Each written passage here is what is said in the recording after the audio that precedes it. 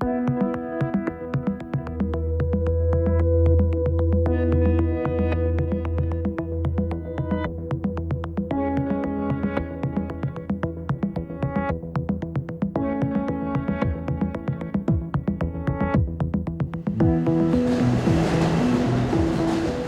environment was tough in high school. You know, being in Harlem and being in a tough environment, you know, a lot of people got off topic, especially me for my situation, having a kid at that age.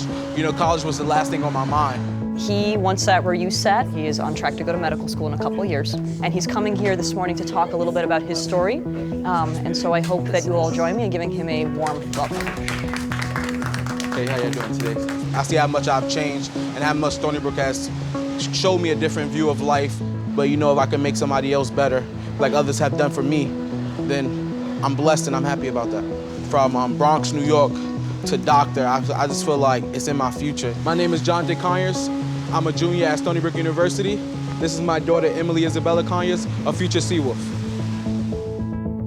My name is Esther Taguchi. I'm a faculty member at Stony Brook University, and I have a joint appointment at Brookhaven National Labs. I spend part of my time at Stony Brook and part of my time at Brookhaven doing research at both locations. I work in energy storage, so we make batteries. We're trying to solve problems that are not going away anytime soon. How do we get to the future that we want? Not just the future that will happen if we don't do anything, so we can make a difference. Everything that we learn makes a difference. A good way to put this is 1 + 1 is greater than 2. Stony Brook is a world-class university that has great research.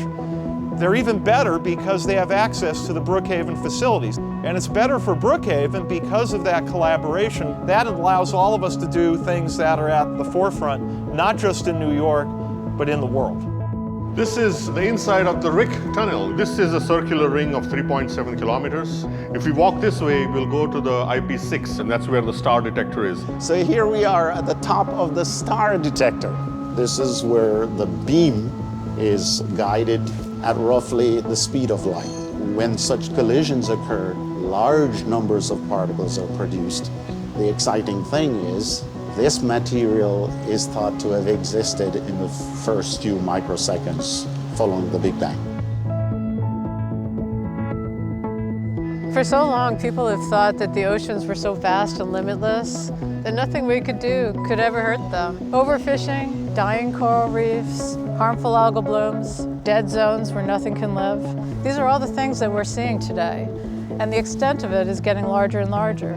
To fix the problems here in Shinnecock Bay is just not something that a few people can do. It really does take a whole community. We're at the Stony Brook Southampton Marine Sciences Center's Flowing Seawater Lab. We're doing the work in the lab, we're doing the work as scientists, we're engaging the public as well, and that's having ripple effects across the globe. This is the third great warming event that we've seen on Earth.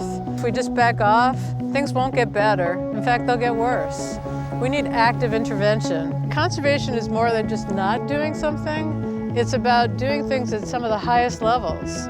This is the United Nations and talking with the chief decision makers in the world.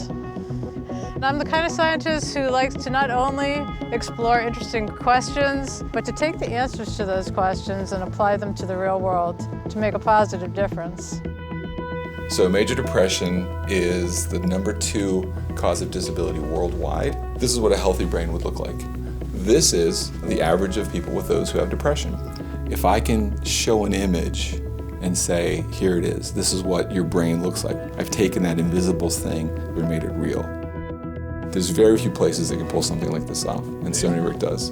Not only do we have access to Stony Brook medicine, but what that means is we have a medical school, we have a nursing school, we have a school of social welfare, a school of public health, a school of health management and technology.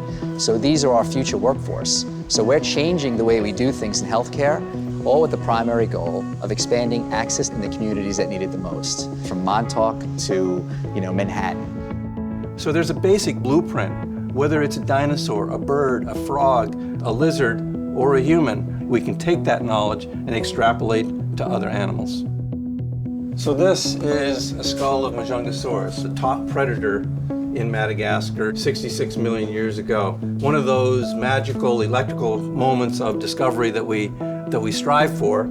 It's provided the opportunity for me to bring students to Madagascar, whether dental students, my graduate students, Stony Brook is special in having a core of researchers that all work and feed off of each other to illuminate the past.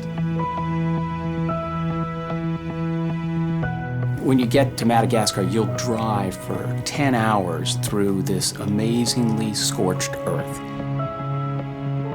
It's really the intersection of poverty, ecological devastation, and disease. The power of an institute like this on a campus like Stony Brook is to work across the entire university to address those issues. I'm interested in the past and the future of Madagascar.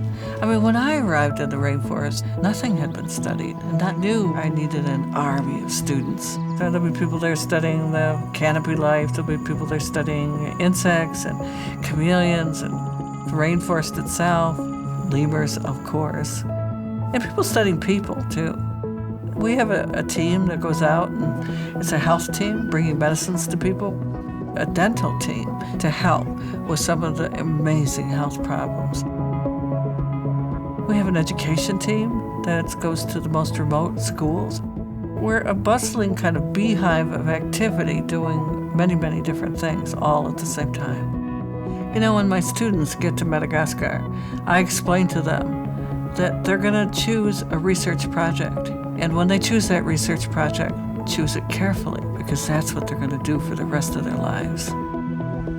When you come to Stony Brook University, we think you have unlimited potential, and we try and give you the opportunities to fulfill that potential. You get that feeling of excitement with discovery. We do this because we're intellectually curious. What makes the world tick? I'm excited every day. You know, when I think about the possibilities. We know how to work hard and we know where we want to go. So it's all connected. Everything is connected here. Being a steward of the world that your grandchildren will inherit. Let's change the world together. That incredible investment, that incredible engagement with Stony Brook University, that's what we need to continue to go far beyond.